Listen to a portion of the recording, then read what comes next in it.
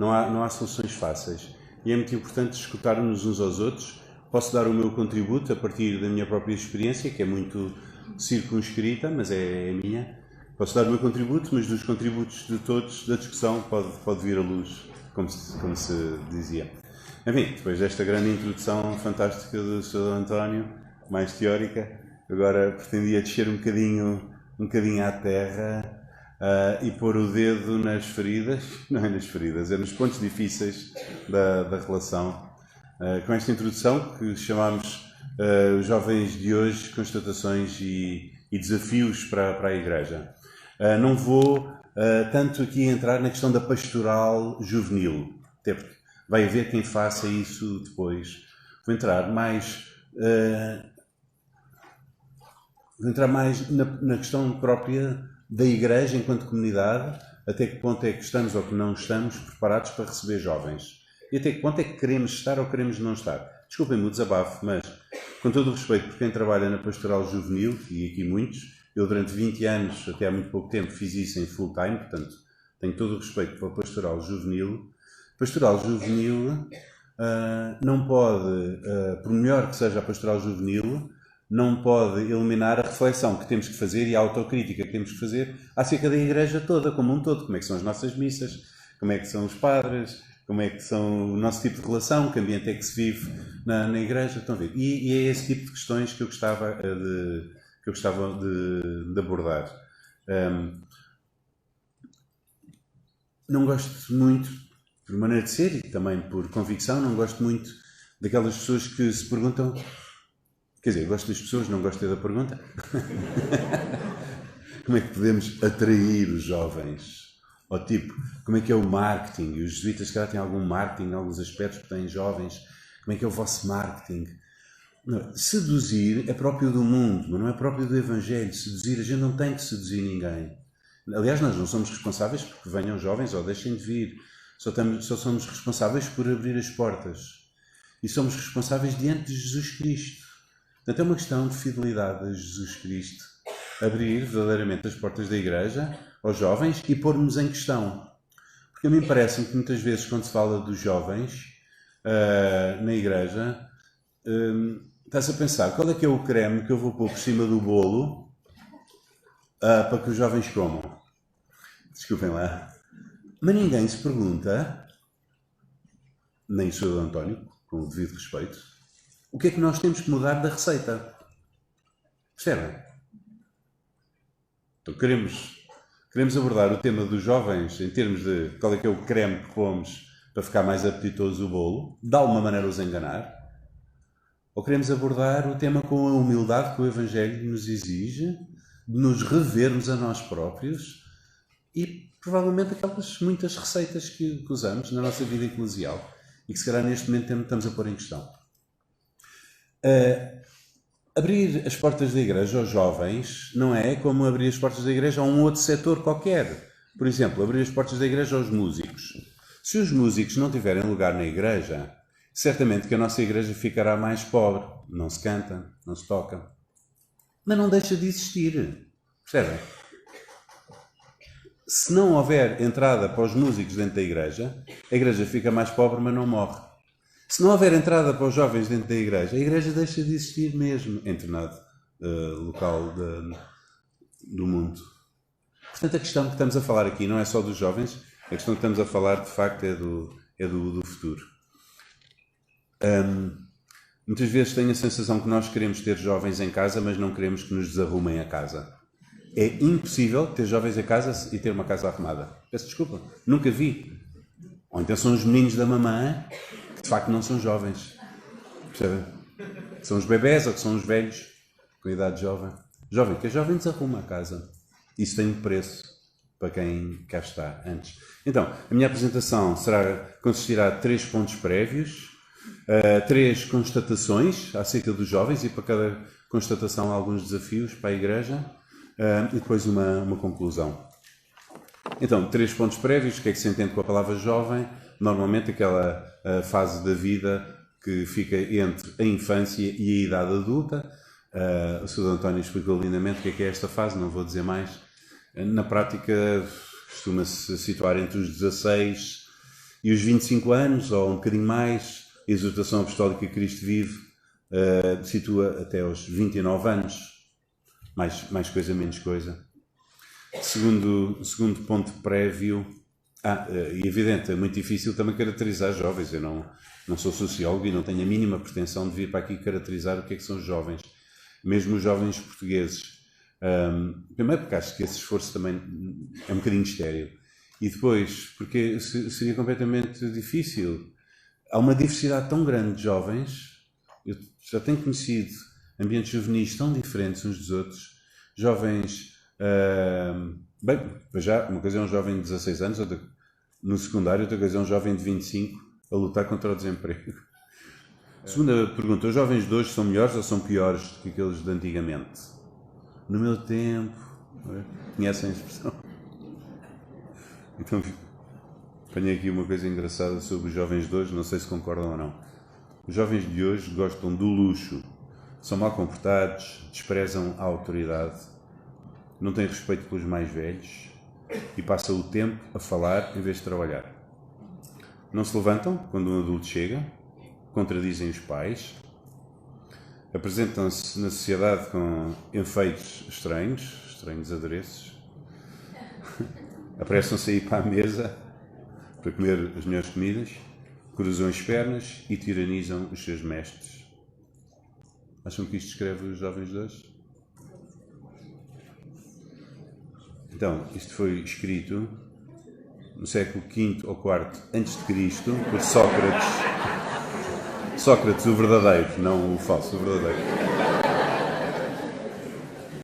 Está a ver o que é os jovens de hoje? Concordam com os jovens de hoje? São os jovens de hoje, 5 séculos antes de Jesus. Estão a ver? Antes de Cristo. Portanto, o que é que eu quero dizer com isto? Eu quero dizer que há coisas que são típicas da maneira como os jovens são percebidos numa sociedade ou numa família. São normalmente percebidos como rebeldes, como aqueles que desarrumam, como aqueles que vêm cortar com alguns comportamentos expectáveis do anterior. Temos de ter muito cuidado, sobretudo nós os mais velhos, com a idealização do passado. No meu tempo, os jovens... Idealizar o passado é uma coisa que nós não podemos fazer. Muitas vezes fazemos com a nossa história pessoal. Porque o passado está morto. Como está morto, eu posso dizer dele o que eu quiser. Escolho algumas coisas, faço assim uma história dourada e gloriosa, com alguns factos, escondendo outros factos, e depois quem se lixa é o presente. Não. Há coisas que são de todos os tempos, enfim, com particularidades diferentes, mas cuidado com a idealização do passado. Agora, o dia... Estava lá na igreja e uma senhora muito querida lá da igreja, uma senhora já com 70 e tal anos, trabalha lá muito, desabafou comigo em relação a uma determinada rapariga que ela tinha visto na missa com os calções. Bem, eu sou padre em Portimão, na altura do verão é bastante quente, praticamente até nós padres andamos de calções. Mas, de qualquer maneira, eram uns calções curtinhos e ela estava mesmo, como é que se pode vir à casa do Senhor, louvar o Senhor de calções? Eu disse assim: dona, não sei o que, se a sua avó a visse vestida dessa maneira na igreja, o que é que ela diria? E ela, bem, pois, realmente esta saia pelos joelhos. E não é isso, véu, a senhora entra na igreja sem véu, o que é que a sua avó diria? Bem, a minha avó realmente ficava um bocado escandalizada. Pronto. Portanto, constatações. Não, como disse, não vou tentar descrever a juventude. É óbvio que são digitais, que vivem colados aos ecrãs, etc. Vou dizer 3 pontos que me parecem cruciais para a relação entre os jovens e a Igreja. Atenção, e este seria aqui o meu último ponto prévio, eu não estou interessado em saber se os jovens são bons ou maus. Não interessa se são bons ou são maus. Porque há 2 extremos. Há uns que dizem: os jovens de hoje em dia são péssimos. Não vêm às nossas missas porque são, sei lá, hedonistas, ou querem tudo para ontem, ou são uns comodistas. Outros dizem: não, os jovens hoje em dia são ótimos, nós é que somos péssimos. Eu acho que esta discussão não tem interesse nenhum. Nosso Senhor manda-nos evangelizar os jovens. Se Ele nos mandasse em evangelizar os índios do Canadá, nós íamos lá, víamos como é que eram os índios do Canadá, aprendíamos a linguagem deles e tentávamos abrir-lhes as portas da comunidade. Não quer saber se as penas dos índios estão mais para a direita ou se estão mais para a esquerda, acho que isso não interessa. Perdemos tempo em avaliações deles, ou para os culpabilizar a eles ou para nos culpabilizarmos a nós. Eu acho que não, a questão não é nada essa. Jesus Cristo chama-nos a uma comunidade que seja católica, ou seja, que seja universal, que seja aberta a todos. Parece-me, mas isto é o meu ponto de vista, que nós, Igreja, estamos a falhar muito. E porque nos prendemos a coisas muito secundárias, que para nós se tornam absolutas, e que essa nossa falta de liberdade interior é em grande parte responsável por haver tão poucos jovens na nossa missa, nas nossas missas. Não quer dizer que fôssemos completamente fiéis a Jesus Cristo, que as nossas missas estivessem cheias de jovens. Mas isso é o problema deles e de Deus. Não temos nada a ver. Não temos que apresentar resultados. Temos só que semear com fidelidade ao Evangelho. Tá? Então, aqui três constatações sobre jovens e desafios para a Igreja. A primeira constatação: alimentam-se de emoções. Na mitologia grega há um grande deus, portanto, há imensos deuses, não é, na mitologia grega, mas assim um grande chama-se Zeus, e Zeus tem 2 filhos. Tem um que se chama Apolo e tem outro que se chama Dionísio. E esta dupla destes 2 irmãos, Apolo e Dionísio, é típica na história da literatura, mesmo da pintura e da filosofia. Apolo é o deus da racionalidade, da ordem, da disciplina, do lógico. Dionísio é o deus da emoção, da festa, do instinto. Adivinhem qual deus é que ganha na nossa Igreja? Não ganha, domina. Apolo. Matou Dionísio. Estou a exagerar, sim, estou a exagerar. Mas estou a fazer uma caricatura, mas para transmitir uma mensagem. Os jovens de hoje em dia alimentam-se de emoções, abraçam e são abraçados por Dionísio da cabeça aos pés, e a Igreja só conhece Apolo. Vocês podem dizer, mas a juventude sempre foi a época das emoções, a fase da vida das emoções. Sim, mas há 50 anos ou há 100 anos, provavelmente um jovem que estava no campo a guardar as suas ovelhas tinha uma grande emoção uma vez por ano na festa da aldeia, e dentro da festa da aldeia, aquela grande emoção, quando veio a brisa e levantou um bocadinho a saia da rapariga e ele viu o tornozelo, e depois tinha muitos meses para viver, curtir interiormente essas emoções, ou a grande emoção... Ou a grande emoção quando apareceu o lobo e que conseguiu atacar e comer uma ovelha. Estou a ridicularizar, mas para dizer que emoções sempre fizeram parte da vida e concretamente da vida dos jovens, mas não ao ponto de hoje em dia em que jovens e não jovens somos bombardeados a uma velocidade altíssima por emoções dos sentidos e emoções dos sentimentos.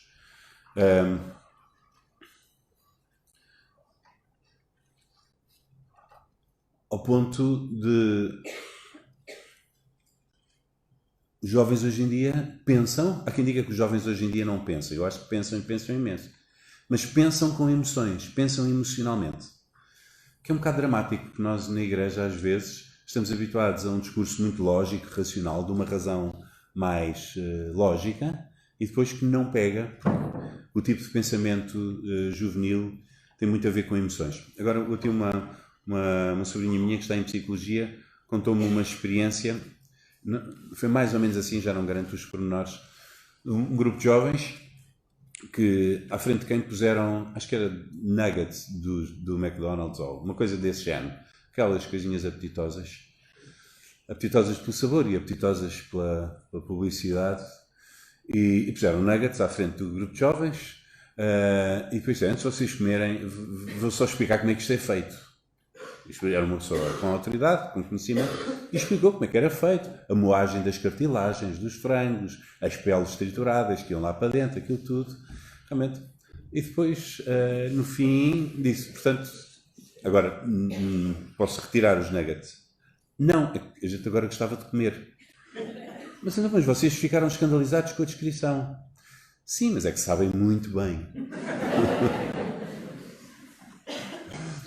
Ou seja, por um lado a razão teórica, pois por outro lado as emoções e os instintos à flor da pele. Estou a pensar, por exemplo, este jovem que está aqui atrás, acho que deve ter 16 anos, mais ou menos. Não sei se sabem, mas eu dei-lhe um nome, chama-se Manel. Manel está a ir para a igreja, está a ir para a primeira reunião do grupo de jovens. Muitos anos afastado e agora um amigo desafiou a ir para o grupo de jovens. Neste pequeno trajeto de casa para a igreja já foi bombardeado por uma grande quantidade de cartazes publicitários. Cartazes publicitários com raparigas bastante atraentes, que despertaram evidentemente emoções, porque o Manel não é insensível. Cartazes publicitários também com jovens, com corpos Danone perfeitos, e a rir à gargalhada. Coisa que ele não tem feito muito porque o pai e a mãe acabaram de se separar. A sua cabeça ainda está cheia das pessoas que ele matou no jogo da PlayStation que ele estava a fazer durante o dia em casa. E está a receber imensas emoções dos headphones, onde está a ouvir uma música rap bastante agressiva. Nas conversas que ele teve ontem sobre bullying, teve uma conversa com amigos sobre bullying, nem houve a oportunidade para clarificar a distinção entre fazer bullying e brincar com alguém. Uma distinção importante. Porque a conversa foi dominada pela rapariga que se suicidou por terem publicado umas fotografias dela nas redes sociais. Agora, ele vai chegar à igreja. O que é que ele vai encontrar lá? Bem, esta constatação da importância das emoções para os jovens é uma boa notícia ou uma má notícia para nós? A partir até uma boa notícia. Acho que é difícil encontrar maior emoção na vida do que seguir Jesus Cristo à séria. A pessoa não sabe onde é que vai estar no ano seguinte, não é? Para além de todas as emoções associadas à fé e à vida na comunidade, até mesmo à liturgia. O que é a emoção de sair à noite para uma missa de Natal com toda aquela envolvência? A emoção do dia do Crisma, a emoção de ir a umas jornadas, enfim. Portanto, à partida, a igreja, isto do jovem querer emoções, para a igreja seria uma boa notícia. Por outro lado, é um grande desafio. Porquê? Porque a igreja aparece aos jovens como uma seca. Creio que todos ouvimos esta palavra, uma seca. O que é que se quer dizer seca? Quer dizer que se vai à casa de banho da sacristia e a torneira não abre?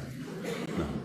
Há uma torneira que não abre, que é a torneira das emoções. É uma seca emocional, uma seca afetiva, um deserto. Ou pelo menos assim é percebida.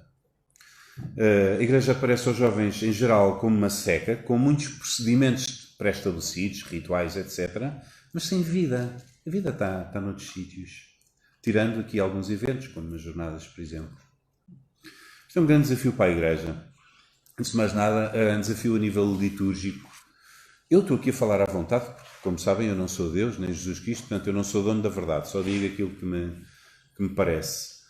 Antes de mais nada, um desafio para nós padres em relação às homilias. Eu vou falar aqui várias vezes das homilias dos padres, estamos aqui vários padres.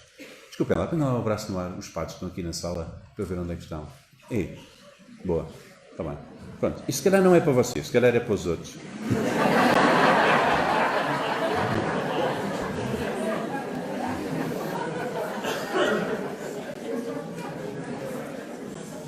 Eu sou padre também, não é? Então, o Papa Francisco, na exortação apostólica à alegria do Evangelho, fala, como sabem, bastante da questão das homilias, bastante de uma maneira muito incisiva, e começa por dizer que, em muitos casos, são um momento de sofrimento, quer para o padre, quer para as pessoas. E tem toda a razão, e vocês, mais novos, devem reclamar. Não se pode pedir a atenção de centenas de pessoas e depois não saber comunicar. Devem reclamar com os padres, dizer que falhou aqui ou fez bem aqui. Devem reclamar com os bispos e exigir que os padres tenham formação nos seminários para falar em público. Estão a ver? São uma seca. E vocês podem dizer, padre Nuno, não se pode dar importância exagerada às homilias, mesmo dentro da celebração eucarística, há outros momentos igualmente ou muito mais importantes. Estamos todos de acordo, mas isso é a nossa opinião, não é aquilo que as pessoas que entram na igreja sentem. O que eles sentem é a performance do padre, como é que acolhe, como é que fala, como é que comunica ou deixa de comunicar. O nosso registro de comunicação em geral de padres é uma seca. Porquê? Porque é o domínio absoluto de Apolo. Ideias bem encadeadas, eventualmente, lógicas, corretas. Acho que é muito raro ouvir um padre dizer uma coisa que esteja errada, mas sem nenhuma referência à vida, tocando a cabeça e tocando zero o coração, sem contar histórias, sem dar exemplos, aulas de filosofia. Completamente diferente da maneira de comunicar de Jesus. Não tem nada a ver com Jesus. O reino dos céus é como uma mulher que perdeu uma moeda. Sabe o que é perder uma moeda? Varreu a casa toda à procura da moeda. Depois encontrou a moeda, foi bater à campainha das casas das vizinhas e disse: encontrei a minha moeda. Assim Deus à tua procura. Estão a ver como é que Jesus falava? Estão a ver como é que nós padres falamos? Não tem comparação nenhuma. Portanto, passado um bocadinho as pessoas já desligaram. Normalmente desligam ao fim da segunda frase. Agora dei retiro aos seminaristas de Évora, alguns um bocadinho aflitos, estão quase a ser padres e estão aflitos de ter que falar em público, claro. Portanto, mas como é que é? Vocês não tratam a questão das homilias? Sim, falámos disso em 3 cadeiras. Em 3 cadeiras falou-se na questão das homilias. Está bem. E então, mas agora treino prático. Não. A festa do seminário, nós, uma vez por ano, cada um de nós faz uma homilia interna ali na celebração. Mas não somos avaliados, não somos. Tenho o maior respeito pela equipa de formação do seminário de Évora, que aliás sinto-me muito identificado com eles e com o tipo de formação que estão a dar aos seminaristas. Mas aqui eu creio que estou a tocar um ponto universal. Então veja o que é uma pessoa, para ter uma carta de condução, ter este tipo de formação. Em 3 cadeiras falou-se de guiar. Então, alguma vez foste guiar acompanhado? Ai não, essa parte prática para não cheguei a fazer. Pronto. Não é só a questão da comunicação verbal nas missas, que é difícil para os jovens. Outras formas de comunicação. Uma outra forma de comunicação é os cânticos também. Aquilo que supostamente são cânticos litúrgicos, que ainda não percebi bem o que é essa palavra. Cânticos litúrgicos. Para a maior parte dos jovens são não só desinteressantes, mas são um muro entre eles e a fé. Um padre da minha congregação, que é muito conhecido, porque está muito dentro da música litúrgica, uma vez deu esta explicação: se um cântico na igreja dá para marcar o ritmo com o pé, não é litúrgico. Vocês estão a rir, mas isto é o que a igreja em geral, no Ocidente, pelo menos em Portugal, pensa que seriam cânticos litúrgicos. Estão a ver? Para jovens que se alimentam de emoções, estão a ver onde é que isto vai dar. Então, mas temos que ir tocar bateria para a igreja com viola elétrica? Não! Tantas outras formas de sonoridade que têm sido experimentadas. Olha o cântico que cantámos há bocadinho, tão comovente, tão tocante, que abre as portas do coração. Estão a ver? TZ, uma experiência tão bem sucedida. Então, Apolo ganha e estás-me a lembrar aqui a queixa de Jesus acerca da geração do seu tempo. Parecem meninos nas praças, tocam flauta e não dançam, entoam cânticos fúnebres e não choram. Não se dança, não se canta, não se chora. As emoções são todas sublimadas, até nas palavras. Muitas vezes não se usa a palavra alegria, usa-se gáudio. Vocês estão com gáudio hoje? Uma vez numa missa, uma pessoa estava a ler um texto de São Paulo e depois leu esta frase no fim do texto, de uma carta de São Paulo: saudai-vos com os óculos da paz. Os óculos da paz, no tempo de São Paulo não havia óculos, não me lembro disso no Novo Testamento. O que é que era? Não definha a confusão. Ósculo. Sabe o que é que quer dizer ósculo? Então porquê que lá no texto não vem o beijo da paz? Beijo. É muito prosaico. Pois, é que beijo tem emoções associadas à palavra beijo. A tradução ósculo, mesmo para quem saiba o que é que significa ósculo, que a maior parte não sabe, não tem nenhuma emoção associada, é uma palavra ascética. Às vezes, na pastoral juvenil, também pode haver a tentação de resolver este problema da falta de emoções com eventos fortes,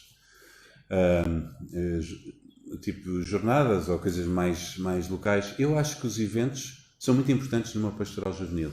Mas, como alguém dizia, uma pastoral à base de eventos torna-se uma pastoral eventual. Eventual. Não. E depois queixam-se. Os jovens até vêm às jornadas, mas depois não vão à missa. Claro. Só há emoção nos eventos, não há emoção em mais lado nenhum. Portanto, primeira constatação, alimentam-se de emoções. Segunda constatação, investem se isso lhes traz algo de bom. Investem, ou seja, dão passos, se isso lhes traz algo de bom. Há um pragmatismo e um utilitarismo de fundo entre os jovens. Não vamos julgar, dizer se está bem, se está mal. É assim. Nos jovens e na nossa cultura em geral. Ou seja, o Manel vive numa cidade de consumo. Vai ao centro comercial para ver o preço do tablet, que agora está com desconto. Ele estuda porque quer entrar na universidade para depois ter um trabalho que o realize mais. O Manel vai a uma festa porque isso lhe dá gozo. Ouve música porque se sente bem. Neste momento, o Manel está a ir para a igreja e a pensar se vai ficar a ganhar ou a perder.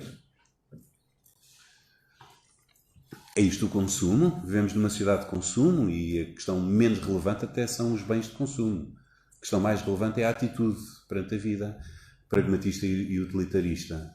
Ou seja, eu dou passos na medida em que ganho alguma coisa com isso. E se vou lá e se não ganhei, não volto. Claro. Não. Vou a um restaurante, a comida é má, não vou voltar. Lógico. Então não foi sempre assim. Não foi sempre assim. Antes era diferente. Havia uma cultura, não de fidelidades, não de consumo, mas havia uma cultura de fidelidades. Ou seja, eu ia à missa porque o pai mandava, porque a igreja dizia, porque a sociedade achava que se devia ir à missa. Numa cultura de fidelidades, o argumento é a autoridade. O pai diz, a igreja diz, Deus diz, o Papa diz. Numa cultura de consumo, o argumento é o ganho, é o meu ganho. Não é a autoridade não tem valor. É o meu ganho. O que é que eu ganho com isso? Isto para a igreja é uma boa notícia ou uma má notícia? Uma ótima notícia. Uma ótima notícia. A salvação. Aquilo que a igreja abre as portas é para a salvação. E o que é a salvação? É ir para o céu, no fim. Mas até lá é ter uma vida com sentido. Salvação é a plena realização do ser humano, como sabem. Querem mais ganho do que isto? O que é que interessa é o tablet. Do outro lado está a salvação. Salvação, no fundo, é aquilo que todos queremos. Quando acordamos de manhã, o que é que queremos? Queremos a salvação. Não queremos mais nada senão a salvação. Também conseguimos arranjar aqui uma palavra complicada que não tem nada a ver com felicidade, não é? Salvação. Mas, dizia uma pessoa que eu conheci que era professor de marketing, não era na Europa, dizia, em termos de marketing, isto é assim, nós, igreja, temos o produto do qual toda a gente anda à procura. Jesus Cristo. Quer saibam, quer não saibam. Jesus Cristo. Mas conseguimos revesti-lo de tal maneira, apresentá-lo de tal maneira, que as pessoas depois dizem, isso não preciso, isso não me faz falta. Portanto, por um lado, este facto de jovens investirem, se isso lhes traz algo de bom, por um lado seria uma boa notícia para a igreja.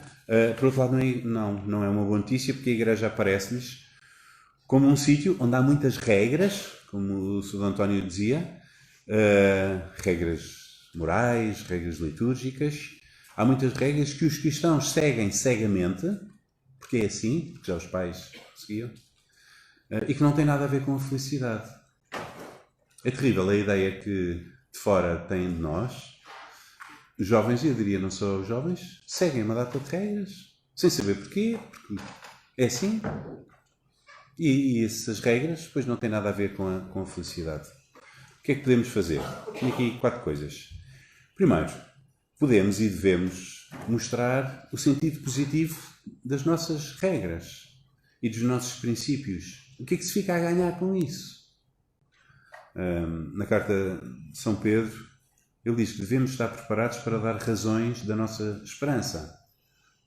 E não só dar razões da nossa esperança, mas das nossas regras. Por exemplo, a Igreja diz que se deve guardar sexualidade para o casamento. Sexualidade não, o sexo. Para o casamento. Quando a pessoa tem já um laço estável. Isto, como o Sr. António dizia, é aberrante. Ele não usava esta palavra, mas é a ideia. Para os jovens, é totalmente incompreensível porque é que eu me hei de abster de uma coisa boa sem forçar ninguém com uma pessoa de quem eu gosto que gosta de mim. Porque é que não é de ir para a cama com ela? E nós, o que é que dizemos do porquê? Então, aqui há os padres fixos e modernos. Segue o teu coração. E depois há os outros, os caretas, dizem não. Mas parem, acho que as duas coisas são a mesma. O que faria a diferença é dizer quais são os valores positivos por trás desta regra e deste princípio. Estão a ver? Ou seja, o que é que ele fica a ganhar se for por este caminho? Ao longo do meu trabalho com estudantes universitários, contactei tantos que tinham habitualmente relações sexuais nos namoros e que depois, às tantas, ao começar um namoro novo, decidiram, vou experimentar diferente. Mas vou experimentar diferente para quê? Porque eu agora estou a virar à direita? Não, vou experimentar diferente para ver se esta coisa careta que a Igreja diz se me abre alguma porta de maior felicidade ou não. Mas para isso é preciso nós estarmos preparados, e nós, agentes de pastoral juvenil de uma maneira especial, estarmos preparados para justificar e mostrar o que é que se fica a ganhar com a perda da intimidade, com a perda do momento de prazer, com a perda daquela emoção. A Igreja pede a pessoas que estão em situação irregular para não irem à comunhão. Como sabem, agora o Papa tem dado aqui um contributo muito importante a dizer que esta situação não pode ser para sempre, ou seja, ninguém pode ficar sem comungar para sempre. Mas, agora, porquê que a Igreja pede a uma pessoa que está em situação irregular, que não é casada pela Igreja, etc., que não vá à comunhão? Quais são os valores positivos por trás deste princípio custoso, negativo, ou seja, um não poder ir? Temos de estar preparados. Temos de estar preparados para mostrar o que é que se ganha. O que é que a pessoa ganha, o que é que outros podem ganhar. Não chega a dizer sempre se fez assim. O Papa Francisco, tão forte na alegria do Evangelho, sempre se fez assim, não vale como critério pastoral, diz o Papa Francisco. Também não chega a dar argumentos de autoridade. Dizer, o padre diz, antigamente dizia-se, o Papa diz.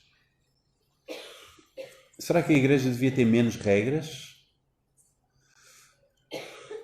A minha opinião pessoal, se calhar podia ter menos regras, sim. Sobretudo, acho que seria muito importante haver uma maior flexibilização na aplicação das regras à realidade, como se está agora, eventualmente, a tentar fazer com o Sínodo da Amazónia. Mas a questão não é ter mais regras ou ter menos regras. A questão é mostrar os valores positivos dos nossos princípios e das nossas regras. Mesmo até em relação ao nosso ritual mais central, a Eucaristia, será que tem alguma lógica a Eucaristia? Se tem alguma lógica, porque é que se fazem aquelas coisas, porque é que se dizem aquelas palavras, então seria muito importante mostrar às pessoas qual é a lógica, não é? Se não tem lógica, então porque é que se faz? Começámos aqui há muitos anos a fazer missas explicadas. Missas que as pessoas podem pôr todas as questões antes e depois podem interromper o padre em qualquer momento da missa. Claro que faz-se com grupos mais pequenos. Sei lá, porque é que está a fazer assim com as mãos? Tem alguma lógica o padre fazer assim com as mãos?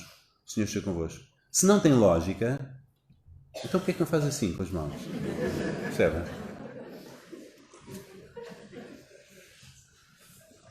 Cordeiro de Deus. Tem alguma lógica dizer Cordeiro de Deus? Estão a ver que Cordeiro de Deus, para quem está fora da Igreja, é tão idiota como Galinha de Deus. Sou o mesmo. Ou seja, nós habituámos a coisas e não nos habituámos a ter que justificar, explicar, mostrar o sentido positivo das coisas que dizemos. Mas chegou a altura de termos que os fazer. Segunda coisa, Portanto, primeiro mostrar o sentido positivo das regras, segundo, de novo, as homilias e a comunicação verbal. Eu tive a sorte de ter treino para as homilias, não quer dizer que as faça bem, mas tive um ano de treino difícil, em inglês, filmado, gravado, criticado, um autêntico tormento durante um ano, mas ajudou muito. Dentro do grupo que fez este treino, numa cadeira que tinha a ver com presidir e fazer homilias, do grupo, todos íamos ser padres. No fim de cada um, no fim de fazer uma homilia, o professor juntava toda a gente e uma das perguntas que ele fazia era: so what? O que é que isso adianta? O que tu disseste, o que é que adianta para a nossa vida? So what? Porque se tu disseste imensas coisas verdadeiras que não faz diferença nenhuma na vida concreta, isso é muito grave. Dizia o Rahner, a propósito, um grande teólogo, a propósito da teologia dogmática trinitária, sobre a Santíssima Trindade. Chegámos a um ponto que tanta produção teológica não faz diferença nenhuma na vida. Se não faz diferença nenhuma, é muito grave. Uma verdade que não faz diferença, mais vale ser calada. Mas claro, é muito difícil depois um padre descer a exemplos concretos, mostrar a relevância. Mas como é que no fim do Evangelho pode dizer a palavra da salvação, se depois a seguir não explica como é que aquela palavra ouvida, de alguma maneira, é salvadora, é portadora de felicidade, abre maneiras novas de estar na vida, etc, etc. Terceiro, uma igreja que se deixe renovar. Escreve o Papa na exortação apostólica Cristo Vive: peçamos ao Senhor que liberte a igreja daqueles que querem envelhecê-la, ancorá-la ao passado, travá-la, torná-la imóvel. Sim, quer dizer, uma igreja que não muda é uma igreja infiel. Porque ser fiel em novos contextos implica encontrar novos meios.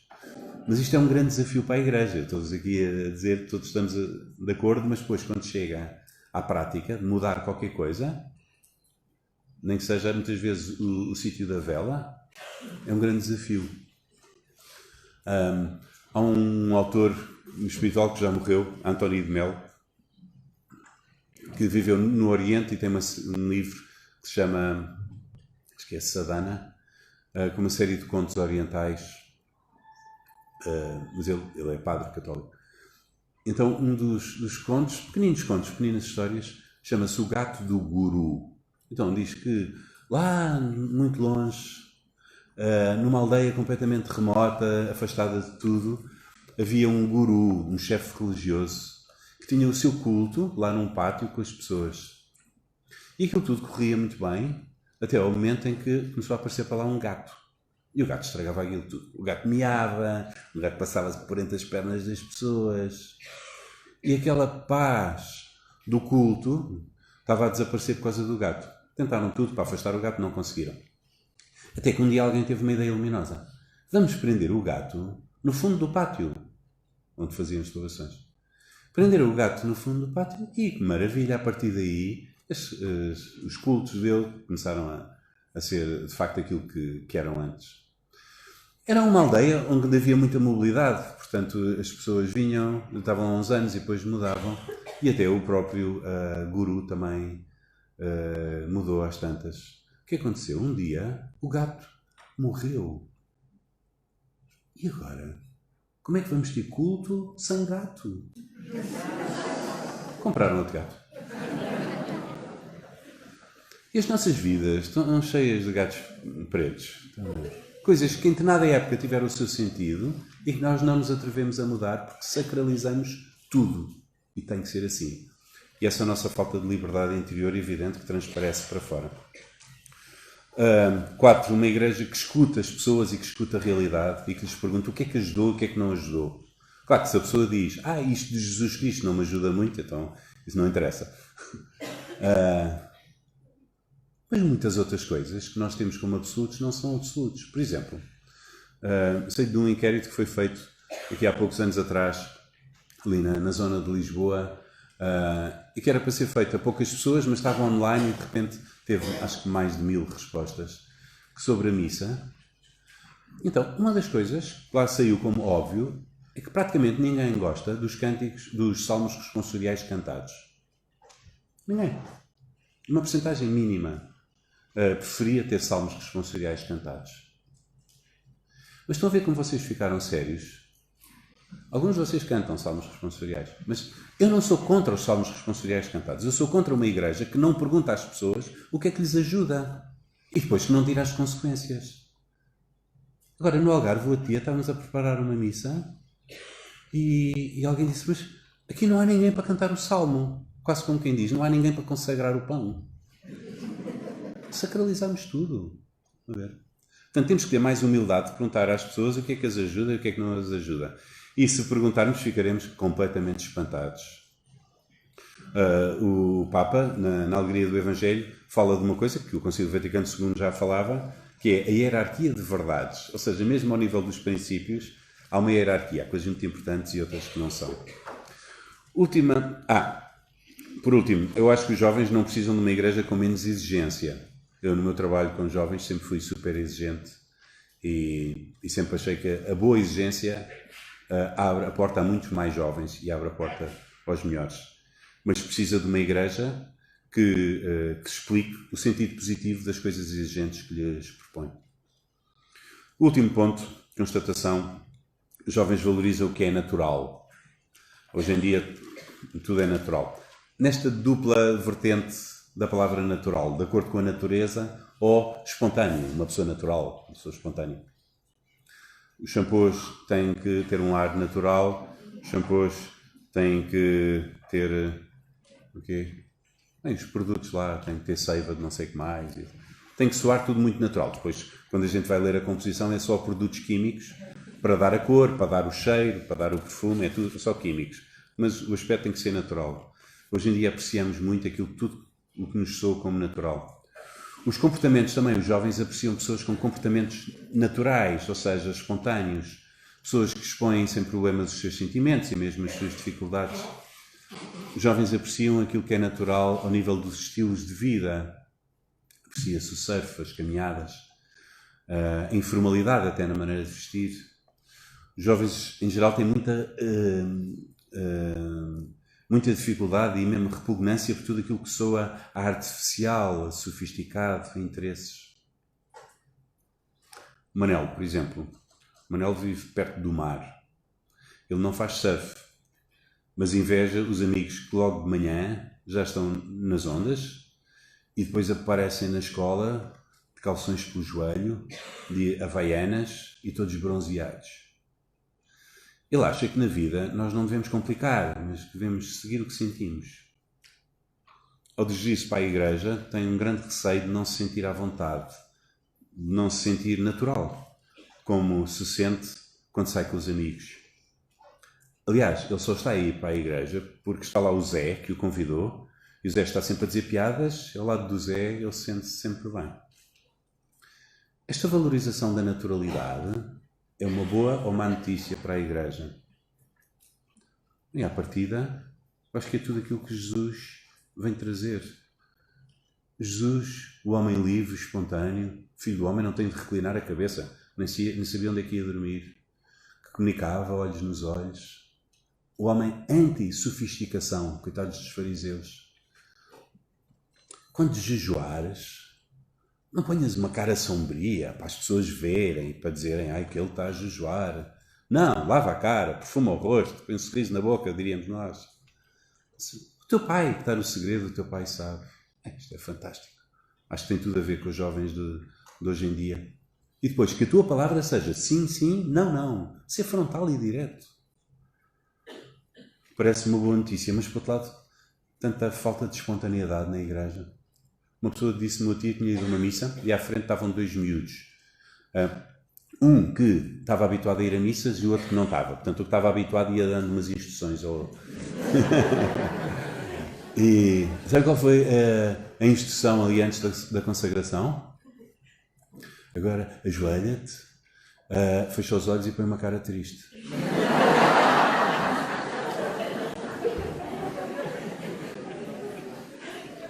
Então, a igreja aparece muitas vezes para fora, precisamente como o lugar da falta de espontaneidade, o lugar onde não podemos ser nós mesmos, onde somos aquilo que é suposto ser, fazemos aquilo que é suposto fazer mas não podemos ser nós mesmos. A mim, às vezes saem assim algumas coisas mais divertidas, mesmo se estou a fazer uma homilia, e no princípio, assim, comunidades que não me conhecem, as pessoas ficam um bocadinho atrapalhadas, mas às tantas percebem que se podem rir numa missa. Não estou a gozar com ninguém, nem estou a dizer uma piada desviante, uma piada que ajuda a focar no essencial daquilo que quero transmitir. Mas não é muito comum para não a gente rir numa homilia. É falta de respeito. Acham falta de respeito. É que nós, portugueses, confundimos duas coisas com a palavra sério. Nós achamos que, quando estamos a falar de coisas sérias, temos que estar muito sérios. É muito sério, muito sério. Posso falar de coisas sérias de uma maneira leve, como Jesus. Vamos ver. Então, desafio grande para todos nós. Antes de mais nada, franqueza na comunicação. Eu lembro, assim, ainda não era jesuíta, nem pensava em ser, nos retiros de jovens que eu estava envolvido, e houve, às tantas, eram uns retiros que dependiam muito de nós jovens. Também tinham padres, mas quem mandava eram os jovens. Uma coisa que vinha dos cursinhos e que converteram muita gente. E eu praticamente converti-me no fim de semana desses, depois comecei a ter responsabilidades. E lembro de uma crítica que uma rapariga fez a alguém acerca de mim, que eu parecia muito artificial, porque estava sempre a rir e estava sempre... E eu nunca mais me esqueci daquilo, porque ela tinha toda a razão, percebe? Toda a razão. Não, nós não temos de estar sempre bem dispostos quando estamos com jovens, porque nós não estamos sempre bem dispostos. Temos é que ser completamente francos, olhos nos olhos, como Jesus. Esta nossa franqueza aumentará na medida em que estivermos mais cheios de Deus, mais próximos de Deus, porque podemos ser nós próprios. E na franqueza não nos vamos vender a nós, vendemos aquilo de que estamos cheios.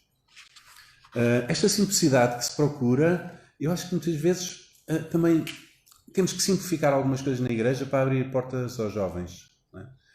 Quando eu tinha, me diziam, os jovens tinham ido a TZ de uma determinada paróquia, depois queriam fazer uma oração de TZ, e que o pároco foi completamente acolhedor e tinha todo o gosto que eles orientassem na igreja uma oração de TZ, só não podiam era tirar os bancos do sítio. Eu disse, mas olha, para nós era importante. Bancos do sítio não. Mas podem fazer o que vocês quiserem, só com este pequenino pormenor. Este pequenino pormenor que mata tudo, óbvio, para quem já foi a TZ. Estão a ver? Trabalhei em Lisboa com estudantes universitários durante uma data de anos, num sítio que se chama Copave. Começámos a ter uma missa por semana, mais específica para jovens. Tínhamos missa todos os dias, às 7h15, uma delas à quarta-feira era mais para jovens, e continua a ser. Quer dizer, essa missa sempre houve desde o início, mas de repente começaram a vir muitos jovens, e já não cabiam na capela do centro. Tínhamos que ir para um salão maior, que nós temos, não é assim, um salão enorme, não é um ginásio, mas é um salão maior, mas de facto onde eles não cabiam com cadeiras. E então começaram a sentar-se no chão, e o padre também, numa cadeira baixinha, num banquito, com um altar baixinho. E aquilo nós começámos a perceber que ajudava imenso jovens, sobretudo fora da igreja, a virem, a sentirem-se em casa, à vontade, a abrir o coração. Depois, a partir daí, a atreverem-se a fazer uma peregrinação a pé a Fátima, ou depois a fazer exercícios espirituais, a entrar no grupo de crisma e a ter uma conversão como deve ser. Mas muita gente dizia, vocês não podem sentar no chão. Têm que sentar em cadeiras. Mas desculpa lá. Porquê que isso é sagrado, a cadeira? Se ajuda mais estes jovens, uma coisa que nem foi intencional, mas se vemos que de facto ajuda mais tantos jovens a fazer isto, uma missa de quarta-feira, não estamos a falar de uma missa de domingo sequer, o que é que não havemos de fazer? Portanto, o desafio da simplicidade, muitas vezes, também é um desafio de ver o que é que são obstáculos. Conclusão. Eu acho que... não estou a esticar um bocadinho, não estou... Bem, como é que é para André? Tenho 5 minutos ainda? Tenho 7 minutos, ótimo. Perfeito. Para tirar então a conclusão. Os desafios que os jovens apresentam à Igreja, eu acho que são os desafios que o tempo atual apresenta à Igreja. Gosto muito de um autor que se chama Tomáš Halík, que é um padre checo. Tem uma série de livros interessantíssimos, um deles foi best-seller nos Estados Unidos durante uma data de tempo. Chama-se paciência com Deus. Temos que ter paciência com Deus. Num outro livro, A Noite do Confessor, ele diz assim: nas suas disputas com o modernismo e com o protestantismo, a Igreja Católica insistiu demasiado em duas coisas: na doutrina, portanto a formação doutrinal, e na disciplina, fazer as coisas como devem ser, de acordo com o Código de Direito Canónico, com as rubricas litúrgicas, etc.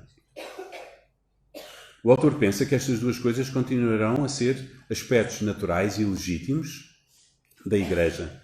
Não há Igreja que sobreviva sem doutrina e sem disciplina. Mas ele acha que ficarão mais na sombra e que o estilo de vida cristão no futuro passará a sublinhar mais duas outras coisas. Em vez da doutrina e da disciplina, a espiritualidade e a solidariedade. O teólogo Karl Rahner, que já vos citei, diz às tantas: o cristianismo do novo milénio ou será místico ou inexistente. Ou será místico, alimentado com uma forte relação com Deus, ou morrerá. As duas palavras deste autor, Halleck, espiritualidade e solidariedade, eu acrescentaria uma terceira: comunidade. Creio que a Igreja dos últimos séculos tem insistido não só na doutrina e na disciplina, mas também na instituição. Tudo que é a parte institucional. A parte institucional nunca deixará de existir e é muito importante. Mas a comunidade cada vez mais será importante no futuro, parece-me. Provavelmente numa igreja com números mais reduzidos, as nossas comunidades serão mais pequenas e isto será mais fácil, não sei. Espiritualidade, solidariedade e comunidade. E se olharmos bem, mesmo para Portugal, creio que as experiências de igreja que têm mais jovens andam à volta destas palavras. Espiritualidade, vejam a força de TZ, não é? Comunidade, também TZ. Solidariedade, a força de todos os voluntariados e todos os grupos na igreja que têm a ver com voluntariado. Eu acho sinceramente que se nós formos fiéis a Jesus Cristo, a igreja do futuro é, em linguagem comercial, um nicho de mercado fantástico para os melhores. Para os melhores jovens, se for assim.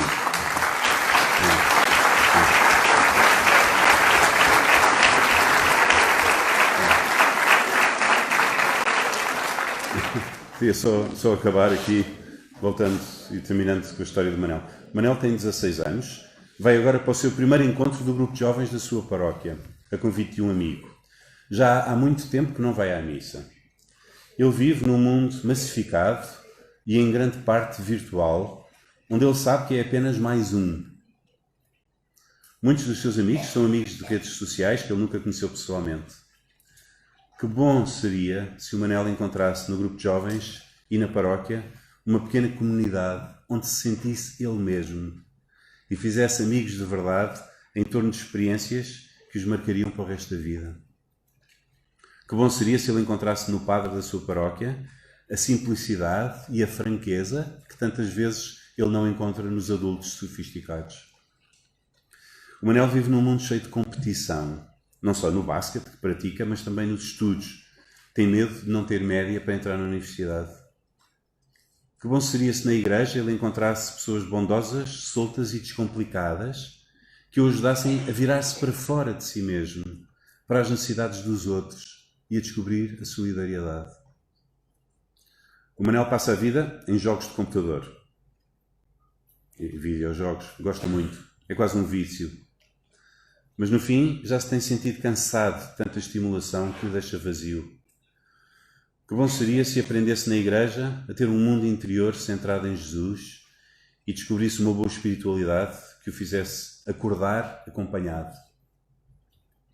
Que bom seria se ele encontrasse no padre da sua paróquia, fosse qual fosse a sua idade, um homem de Deus que falasse olhos nos olhos da vida concreta vivida ao lado de Jesus. O Manel vai agora para o primeiro encontro do grupo de jovens. Que bom seria se ele encontrasse na igreja coisas boas para a sua vida e sentisse desejo de voltar. Muito obrigado.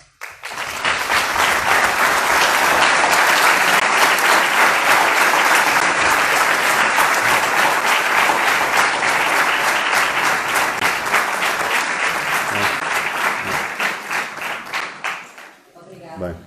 Se 10 minutos para umas pequenas perguntas antes de irmos para o intervalo. Se alguém tiver alguma questão, juntávamos uma e outra para que se pudesse responder ao mesmo tempo. Alguém tem alguma questão? Muitas? Ok, temos uma. Mais alguém? Bom dia. Como é que está? Eu estava a pensar, porque tenho 25 anos, não é? Também. Estás no limite.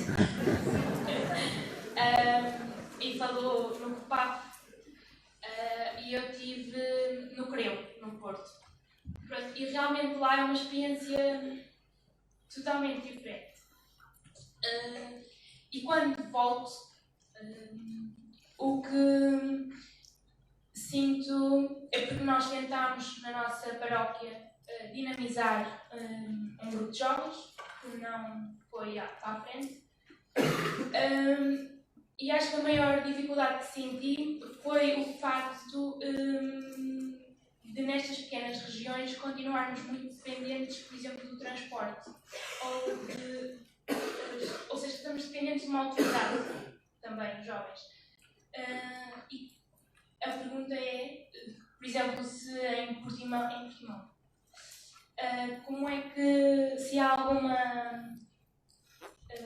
algum grupo parecido com o COPAB e como é que se organizam a nível dessa disponibilidade que os transportes, por exemplo, na cidade nos dão, totalmente diferente nestas pequenas cidades.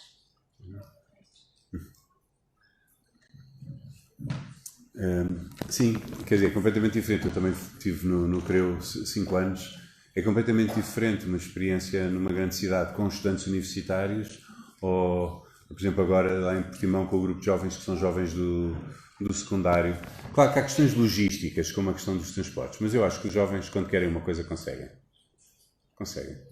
O que fazem para ir aos festivais de verão? Inventam transportes, vão à boleia. Portanto, sim, facilitar um bocado, sim, mas eu acho que a verdadeira questão não é essa, a verdadeira questão é outra. É claro que muitas vezes, no princípio, para eles terem algum primeiro contacto, é preciso trazê-los, ou é preciso levá-los, ou é preciso qualquer coisa, não é? E sim, há questões logísticas, mas havendo boa vontade, da parte da Igreja arranjam-se as soluções logísticas e da parte dos jovens, mesmo sem soluções logísticas, eles acabam por aparecer lá. Às vezes mais difícil são os pais dos jovens. Eu tinha fins de semana de preparação para o Crisma. Nós temos a nossa responsabilidade no Algarve, também a Casa de Retiros de São Lourenço de Palmeiral, que é a Casa de Retiros da Diocese. Temos 3 fins de semana para jovens de preparação para o Crisma, para facilitar a vida aos párocos que muitas vezes não têm capacidade de montar esses fins de semana. Então a Casa oferece para os párocos que querem. Mas então, há lá 2 raparigas que não puderam ir porque a mãe não deixava, porque elas iam dormir fora de casa. São raparigas que estavam no 12º ano. Estão a ver? Pensei, meu Deus, quando elas saírem de casa, quando elas se virem finalmente livres desta mãe, a casa tem é que elas vão dormir, estão a ver? Estão a dormir numa casa de retiros, com padres, enfim, portanto, muitas vezes também as questões logísticas não têm a ver só com os jovens, também da parte dos pais, às vezes também é preciso fazer algum trabalho. Mas eu creio que as questões mais importantes não são logísticas, são aquelas de motivação. Não sei se responde. Sim. Mas, por exemplo, qual a diferença dos jovens universitários e, por exemplo, eu funcionava também como um centro de estudo e um centro de partilha. Como é que funciona, por exemplo, os jovens de secundário? Que partilhas é que tentam cruzar interesses? Sim. Então, sim, muito diferente uma experiência com jovens universitários ou com jovens de secundário, para mais jovens de secundário de uma cidade pequenina como Portimão. Agora, as coisas comuns eu acho que são sempre importantes. Eles têm que estar num ambiente onde se sintam à vontade, têm que estar com iguais. Depois temos que os ajudar a dar o salto para a comunidade maior, mas tem que haver ali um ambiente protegido onde se sintam à vontade. os orientadores, seja o padre, seja neste caso dois orientadores jovens mais velhos, porque acho que é sempre sábio isso, ter jovens mais velhos. Os orientadores podem dizer algumas coisas, mas sobretudo têm que criar um espaço onde os jovens possam falar de si. Eu lembro de um jovem numa das reuniões diziam: passo a semana à espera de sexta-feira à noite para poder falar, dizia ele. E houve tínhamos sempre no início da reunião como é que correu a semana e alguns começavam-se a abrir. Uma reunião onde de repente um começou a chorar, a contar coisas, e o outro começou a chorar. Depois na reunião seguinte uma rapariga abriu o saco e disse vitoriosa: hoje trouxe lenço de papel. Portanto, por trás disto o que é que está? Nós se calhar até tínhamos temas que tivemos que deixar para o lado. Haver um espaço onde possa haver partilha é muito importante em qualquer idade. Isso havia no CREU e num grupo de jovens também, como disseste. Mais uma pergunta. Ainda há espaço para mais uma intervenção. Bom dia. Onde é que está? Lá. Naturalmente, todos nós temos agendas e horários e eles têm que existir. Mas como contornar ou fazer quando as portas estão fechadas das igrejas, das casas paroquiais, das comunidades? Quando há aquele momento de necessidade de encontro e encontramos apenas um horário que não é aquilo. Claro, é um grande problema hoje em dia, o lado prático. Então, há aqui várias hipóteses. Uma hipótese é a pessoa oferecer-se ao padre com um grupinho para ter a igreja aberta das tantas às tantas. Nós, por exemplo, lá em Portimão temos isso. Temos como é que é? Porta aberta ou igreja aberta, não sei. Então é um grupo de leigos que assegura a igreja aberta com um horário. Isso pode-se sugerir, em vez de estar a exigir ao padre, a igreja devia estar aberta. Dizer, olha, consegui encontrar aqui um grupo de leigos de confiança e para termos a igreja aberta. Outra hipótese é pedir a chave da igreja ao padre. Algumas pessoas e com alguns padres resulta. Outra hipótese é tirar partido da grande vantagem que nós temos, do Espírito estar em todo lado e de Jesus Cristo ressuscitado estar em toda a parte, não estar só no templo, e podermos encontrar Jesus noutros sítios. Mas sim, mas isso é um ponto importante. Só um comentário. Este verão, contactei com um jovem, fiquei ligeiramente escandalizada. Um jovem para aí 16 a 17 anos, eu disse que era satânico. Satânico. Também tenho encontrado jovens que, pronto, não conheciam um pouco esta realidade. Não é? Ele diz que tinha mais provas da existência do diabo do que Deus. Não é? Por isso, fazia mais sentido adorar o diabo. Eu não queria nada propriamente, mas também não sei se é um bocado aquela coisa de ir contra, não é? Ser do contra. Então, ser um jovem satânico acho uma coisa ótima, tem uma abertura ao espiritual. Já. A minha parte só tem abertura aos hambúrgueres. Há uma busca qualquer, não é? Perceber qual é que é a busca dele, contra que é que ele está a reagir, o que é que ele está a buscar, não é? É um ponto de partida para a conversa, Satanás. Não nos devemos escandalizar tanto. Bom dia, chamo-me Sandra, sou religiosa, tenho 37 anos. Eu não fui agora para fazer uma pergunta, mas só um comentário. Queria felicitá-lo e agradecer a sua comunicação, sobretudo essa reflexão mais abrangente sobre o que mudar na receita, não no creme. E a história do Manel, que eu estava a ouvir, estou aqui a arder para dizer, estou-me a ver na pele do Manel. Quando eu era da idade do Manel, pensei, nunca na vida vou levar ninguém à igreja, porque não vão querer ir.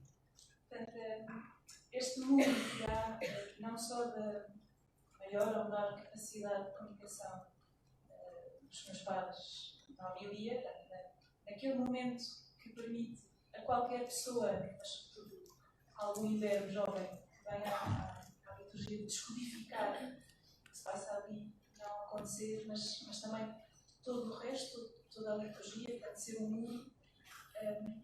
Estamos a ver o Manel que está a ouvir um beatbox ou um rap agressivo entrar na igreja e encontrar toda uma esfera também cultural que não lhe diz nada. Felicitava também por isto, porque esta reflexão que estamos a ter, que disse muitas vezes, os jovens, portanto, a geração Dionísio contra a geração Apolo, se calhar há muitos de nós aqui que somos ainda da geração Apolo, mas também creio que há aqui muitos de nós que somos da geração Dionísio. Portanto, esta reflexão, se calhar, para muitos já devia ter acontecido há muito tempo. Há uns dias estive numa semana de formação para agentes de pastoral para acompanhar jovens. No meu grupo havia um jovem Berto que às tantas disse: a riqueza dos jovens é ter o desplante de dizer isto é estúpido, porquê que isto não muda? Se calhar para muitos de nós há coisas que dizemos isto é estúpido, porquê que isto não muda? E se calhar muitas continuamos a fazer por fidelidade, porque é suposto, mas na verdade não nos ajuda. Eu concordo muito quando diz, provavelmente o futuro da Igreja será estas três coisas, estes três pilares. A espiritualidade, a autenticidade do encontro com Jesus, a solidariedade e a comunidade. Porque se o Manel for à missa, não porque o Sr. Padre diz palavras em que reconhece a voz de Jesus, mas porque lá estão os amigos no qual vê sentido naquele encontro fraterno, há um motivo para continuar a ir qualquer dia e fazer sentido. Obrigada.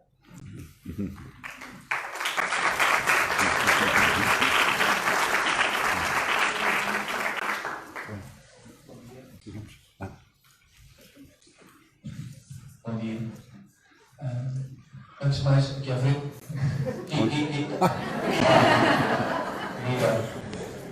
É difícil ver coisas que estão tão perto. Antes de mais, agradecer-lhe a partilha e o apelo ao discernimento de procurarmos os gatos pretos nas circunstâncias da nossa vida e daquilo que nos afasta realmente de Cristo. E fazer aqui uma pergunta, porque para além da preparação dos padres, como referiu, eu começo a encontrar o meu papel enquanto leigo e acredito que existam aqui muitos agentes da pastoral juvenil, não só jovens, mas agentes da pastoral juvenil, e julgo que era isto que a Daniela queria, quando falou do creu e quando lhe perguntou por Portimão. O que é que aconselha ao leigo? Que formações, que boas práticas, além do copado, do como, do creu, etc., que boas práticas é que, porque também aí está a inovação, imitarmos bons exemplos ou encontrarmos boa formação. O que é que aconselharia a um leigo que quer fazer o caminho com os jovens? Que caminhos sugeria, que formações sugeria, que locais sugeria visitar, etc. Meu Deus. Então, sim, isso é interessantíssimo. Eu até tenho medo que me puxe por este tema dos leigos, porque não é preciso ser muito bom a matemática para, se fizermos um mínimo de contas, perceber como é que vai ser a Igreja do futuro, onde é que vão estar os padres, os poucos padres, não é? Que vai haver. Portanto, a Igreja do futuro dependerá muito mais de leigos. Quer a gente queira, quer não. Ou então morrerá. E, portanto, a questão da formação e da preparação dos leigos é absolutamente importante e essencial, não só na pastoral juvenil, mas em geral. Então, a primeira coisa, e a mais essencial, é a união a Jesus Cristo. União a Jesus Cristo. Tudo o resto veio daí. Não é? Jesus Cristo para nós não é uma linha, não é mais uma parte do produto que a gente apresenta, não é produto, quanto mais unidos a Jesus Cristo intimamente, que não é só uma união afetiva, de sentimentos, tem que ser uma grande amizade, mas é também uma união de conhecimento de Jesus. Quanto mais unidos a eles, mais criativos e mais livres. A nossa força vem de duas uniões, acho eu. União Jesus Cristo e depois o termos os pés onde as pessoas estão, amando-as como elas são. Isto é que é típico do sacerdote. É ser capaz de ter um pé no céu e um pé na terra, como Jesus Cristo, o verdadeiro sacerdote, verdadeiramente Deus e verdadeiramente homem. E toda a nossa forma de sacerdócio, que não é só dos padres, é o sacerdócio comum de todos os fiéis, toda a nossa forma de sacerdócio ganha força na medida em que tivermos esta dupla união, muito diferente um aspecto do outro, a união total de coração a Deus, concretamente Jesus Cristo, e depois uma relação muito forte com as pessoas, amando-as como elas são, não como deviam ser, não é? Daqui é que surgirão depois propostas, ideias criativas, originais. Eu não saberia muito que dizer. Eu sou jesuíta e estou muito viciado nisto de ser jesuíta e nos nossos meios. E para nós o meio principal são os exercícios espirituais, são retiros de silêncio, não só para nós jesuítas, mas temos visto que não se pode propor a qualquer jovem, porque é bastante exigente, mas é aí de facto que as pessoas ficam, digamos, unidas de coração a Jesus. Já não estão a servir a igreja, já não estão a servir o padre, à medida que alimentam essa relação, estão a servir a Cristo em qualquer igreja, com qualquer padre, mais simpático, menos simpático. Portanto, eu isso diria o meio principal, não é? E depois parece-me que é muito, muito importante aquilo que estão a fazer hoje aqui, que é fórum, que é ouvir um, ouvir outro, trocar impressões, como o Sr. António dizia, escutar as boas práticas, porque hoje em dia ninguém tem a solução, não é? Escutar, ver o que é que são boas práticas, porque é que TZ tem pessoas, porque é que alguns movimentos têm tantos jovens, o que é que acontece ali? Ultrapassar rivalidades, que sempre temos um bocadinho, ultrapassar preconceitos e ir lá ver. Posso ir a uma celebração vossa? Posso ir a uma celebração vossa? Portanto, eu creio que hoje em dia há muito poucas receitas e eu não teria nenhuma a dar, poucas receitas para além destes grandes investimentos de fundos, acho eu. Obrigada. Agradecer a sua presença.